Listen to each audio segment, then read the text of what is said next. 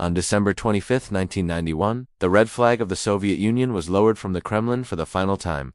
To the outside world, it looked like a political collapse. A victory for democracy, a defeat for communism. Historians argued over ideology. Politicians celebrated the end of the Cold War. But inside the Ministry of Finance, none of that mattered. Because when the lights went out in the Soviet Union, it wasn't because of revolution. It wasn't because of invasion. It was because the country had run out of money. This is the story of the greatest bankruptcy in human history. A superpower with 40,000 nuclear warheads that could not afford bread. A state that terrified the world but depended on grain ships from its greatest enemy. An empire that mistook resource wealth for real economic strength and paid for that mistake with extinction.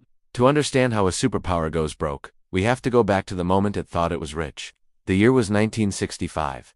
In the frozen wastelands of western Siberia, Soviet geologists made a discovery that would quietly decide the fate of the 20th century. They struck oil, not just oil, a sea of it. The Sametler field was one of the largest oil discoveries ever made. At the time it felt like salvation. The Soviet economy was already slowing. Central planning struggled to produce consumer goods. Factories hit quotas, but not quality. Agriculture limped along under collective inefficiency. But suddenly, none of that seemed urgent anymore. Why fix factories when you could drill? Why reform agriculture when you could pump oil? Then the 1970s arrived, and with them, the oil shock. OPEC embargoes sent global prices soaring.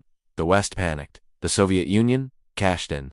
Billions of dollars in hard currency flooded into Moscow. For the first time, the communist system had something it desperately needed: real money. It was the greatest lottery win in Russian history, and like most lottery wins, it destroyed the winner. The oil money didn't fix the system. It buried its flaws. Easy wealth replaced reform. Structural decay was masked by export revenue. The Soviet Union stopped trying to make things the world wanted to, but instead it exported raw materials and imported everything else. It became a petrostate, a third-world economy with first-world rockets. Oil paid for everything: cheap bread, cheap housing, subsidized transport, and the loyalty of satellite states. Oil funded a military consuming nearly 20% of GDP. Oil bought silence. Oil bought time. But the entire system rested on a single number: the price of a barrel of oil. As long as oil stayed above $30, the Soviet Union could afford its illusions. It could invade Afghanistan. It could subsidize Eastern Europe. It could race America in space and nuclear arms. But markets don't care about empires.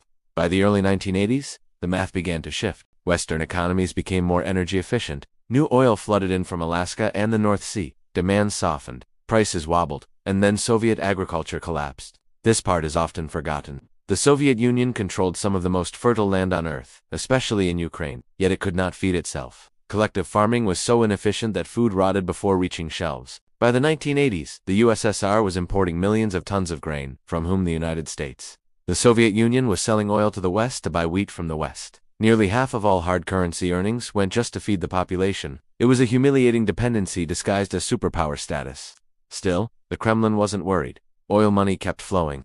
They assumed it always would. They didn't realize they were standing on a cliff. Then came 1985. Mikhail Gorbachev entered the Kremlin young, energetic, convinced the system needed reform. He thought the Soviet Union had a cold. In reality, it had terminal cancer. Perestroika was announced: restructuring, modernization, investment in machine building, competitiveness. But reform required capital, and Gorbachev assumed oil revenues would fund it. They didn't. On September 13, 1985, Saudi oil minister Ahmed Zaki Yamani announced that Saudi Arabia would stop restricting production. The taps opened. Oil prices collapsed. From $35 a barrel to $10.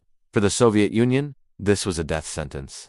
Overnight, half the state's income vanished, but nothing else stopped. The Afghan war continued. Military spending continued. Grain imports continued. Subsidies continued. The budget imploded. Gorbachev faced three choices: cut the military, cut food subsidies, or borrow. He borrowed. Western banks rushed in. German, French, British institutions saw a superpower and assumed safety. After all, superpowers don't go bankrupt. They were wrong. The loans weren't investments. They didn't build profitable industries. They bought food. They filled shelves. They delayed collapse. Then Gorbachev made a fatal domestic mistake. He launched an anti-alcohol campaign. Vodka taxes were one of the state's largest revenue sources, second only to oil. Restricting alcohol sales wiped out billions in income. The people didn't stop drinking. They brewed moonshine. Sugar disappeared. Revenue vanished. By 1988, the deficit was uncontrollable. So the government did the unthinkable. It printed money. Rubles flooded the economy, but there were no goods to buy. This created a massive monetary overhang. Cash without supply, money without meaning. Lines became a way of life.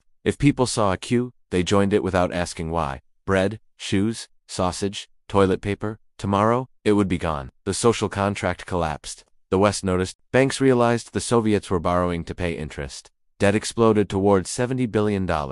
Trust evaporated. In 1989, Eastern Europe broke free. Politically, it looked like liberation. Financially, it was catastrophic. Trade collapsed. Dollar payments were demanded. The closed system shattered. Gold reserves vanished. Planes secretly flew bullion to London and Zurich. So much gold was dumped that prices fell, worsening losses. Then came the War of Laws.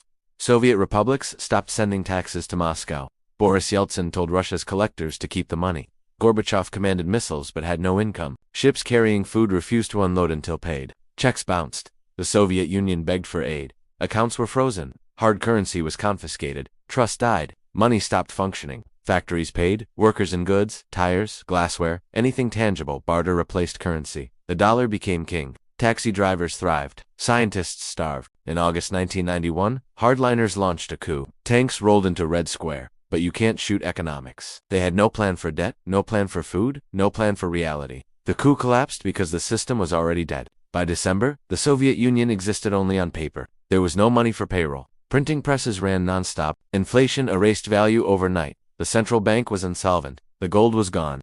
On December 25, 1991, Gorbachev resigned not because he lost a war, but because he could no longer write checks. The empire didn't fall, it defaulted. Russia inherited the debt. Decades of pain followed. Shock therapy wasn't a choice, it was necessity. Prices exploded, savings vanished, poverty spread. The suffering of the 1990s wasn't caused by collapse, it was withdrawal. In 2017, Russia paid the final installment of Soviet debt, 26 years to close the books on a dead empire. The lesson is simple. Resources are not strength. Oil is not an economy. Luck is not genius. An empire that cannot pay for bread is already finished. The Cold War wasn't won by missiles. It was won by a grain shipment the Soviets couldn't afford. The hammer and sickle didn't fall. It went bankrupt.